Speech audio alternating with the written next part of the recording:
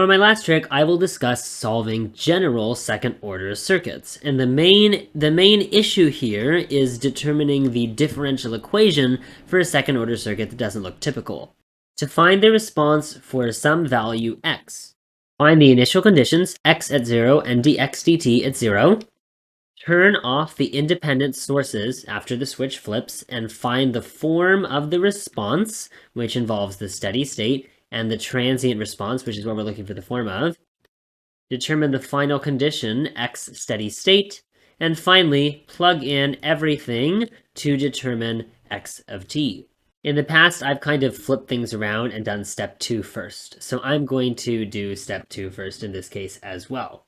For the following circuit, let's determine the form of the response by closing the switch and removing the independent sources. And then, this is the most important part, so that's why I'm going to show it first. Observe that this circuit is neither a parallel or a series RLC circuit because of this pesky resistor in the way. So in order to come up with a differential equation which allows us to solve this problem, you can use mesh or nodal analysis or some combination of Kirchhoff's voltage law and Kirchhoff's current law in order to determine an equation which has some variable, such as I, and derivatives of that variable, such as di dt, but no other variables.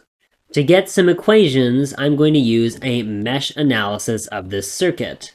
This mesh will be clockwise. However, the convention for the current through a capacitor requires that you write the current as follows. So my mesh for this side will be clockwise. This one is counterclockwise.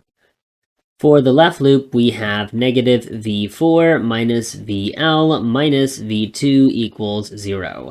I'll give these all positive signs. V4 is of course equal to 4i. VL is equal to L di dt, which is just going to be di dt because L is 1.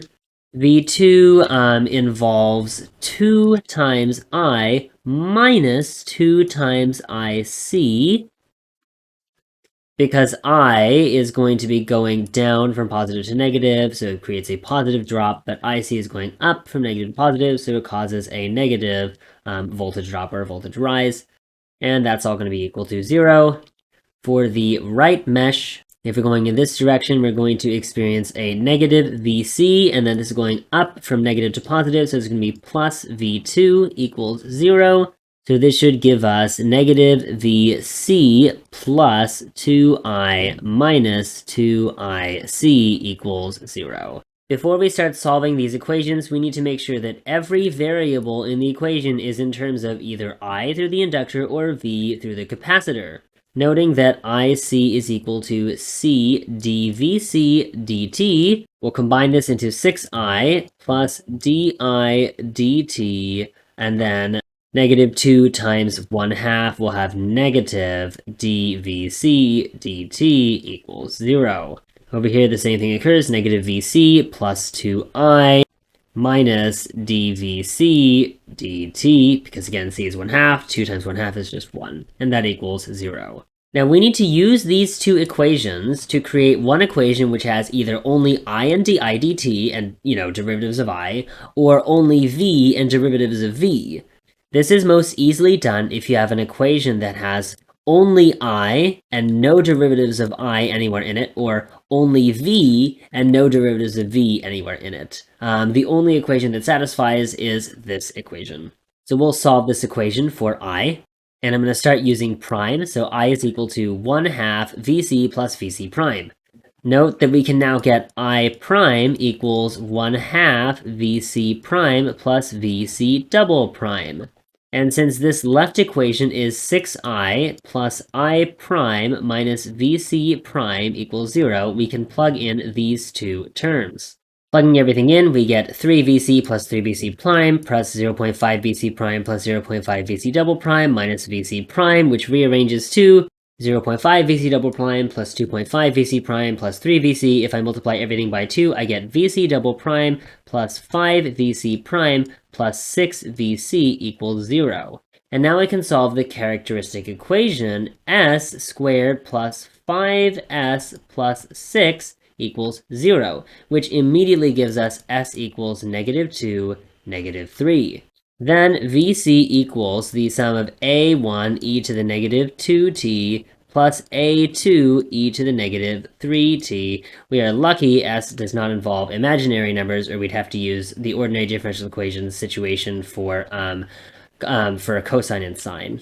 Now we have the transient response of the voltage across the capacitor. All that remains is for us to note that it actually involves a steady state response as well. So VCT equals the steady state of the capacitor plus A1 e to the negative 2t plus A2 e to the negative 3t. And now let's go get our conditions.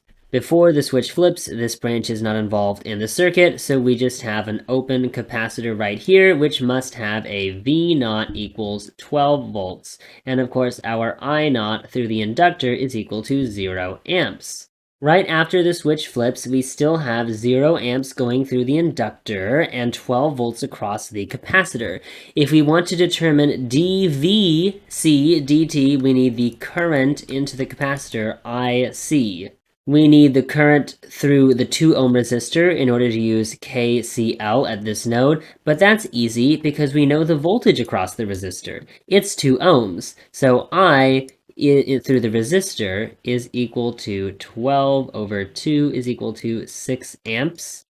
So 0 amps needs to equal 6 amps plus IC, which gives us IC equals negative 6 amps equals C dVc dt, and C equals 1/2, so we have dVc dt at t equals 0 equals negative 12 volts per second. Notice that even though there is supposed to be a 12-volt battery in this circuit, because the inductor current is forced to be 0 amps, the 12-volt battery doesn't really matter to solving KCL for the derivative of the voltage with respect to time for the capacitor. Now we have V0 initial and V prime initial. We need the steady state voltage as well. So let's redraw the circuit. With the voltage source, we had to turn off the voltage source to determine the form of the response, but with the voltage source, after a long time, the circuit looks like this. So to determine the voltage across the capacitor, we need to determine the voltage across the 2 ohm resistor, which is 1/3 of the 12-volt battery. So VC steady state equals 4 volts. Now we have the form of VCT. Let's get VC prime of t. At time equals 0, we have 12 volts equals 4 plus A1 plus A2. And at time equals 0 for VC prime, we have this system equation solves from A1 equals 12 and A2 equals negative 4. And so the final form of our solution is 4 volts plus 12 e to the negative 2t minus 4 e to the negative 3t.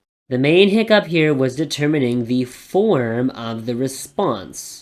But to do that, our basic requirement was to analyze the circuit until we got 2 equations in the 2 unknowns, I through the inductor and V through the capacitor, figured out a way to solve for an expression in which you have only I and then a bunch of other V stuff, or only V and a bunch of other I stuff, and then plug that in and solve for V.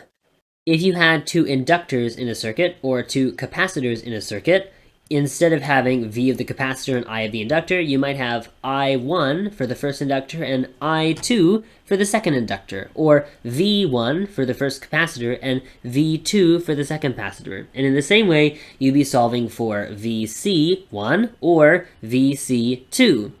Or in the case of 2 inductors, IL1 or IL2. And then, of course, you do all of the other steps here, initial conditions, final conditions, and determine the actual response.